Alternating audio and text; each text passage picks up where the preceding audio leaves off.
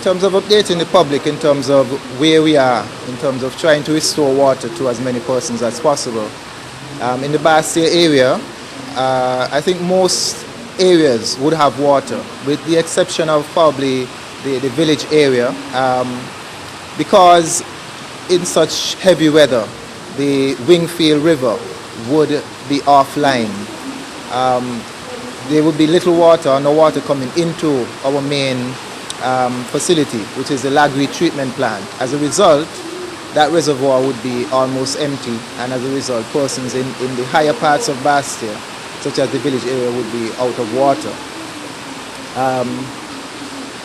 The best we can do is to continue to monitor the river, and as soon as it is at a level where persons can move up to the source, to the intake on the Wingfield River, then we would be able to clear that river and put water back online.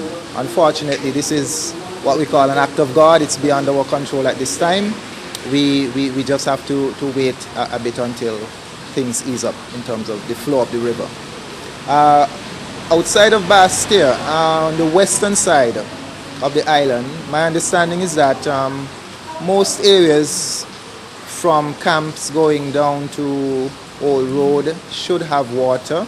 There might be one or two small pockets, such as Mattingly, that may be out of water. As persons might know, in St. Kitts we have a combination of the river or the source water as well as the wells.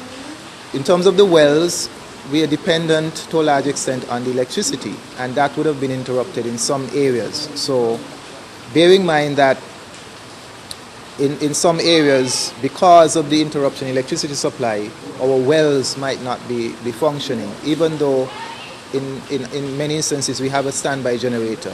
Sometimes those aren't working perfect either. So I know right now our electricians are trying to make sure that as many of these standby generators can be used to provide electricity to the wells where there might not be electricity from Skellek. In terms of further west down to Sandy Point, I think Sandy Point is online in terms of having water, and going around the rest of the island.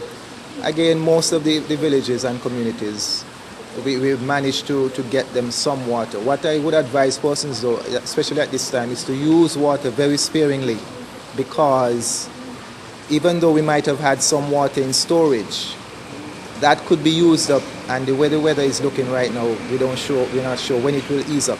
So everyone should be using water very sparingly at this time, so that it can last as long as possible, because we're not sure, electricity interruption can continue. Our standby generators may only have so much fuel and so forth.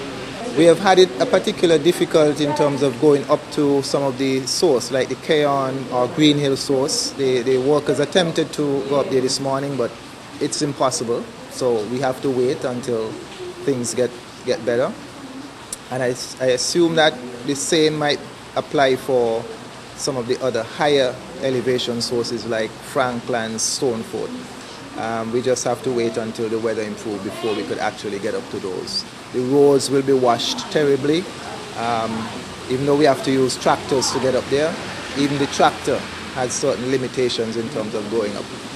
But our workers are standing by and willing and ready to go out and to see how soon we can get water back online.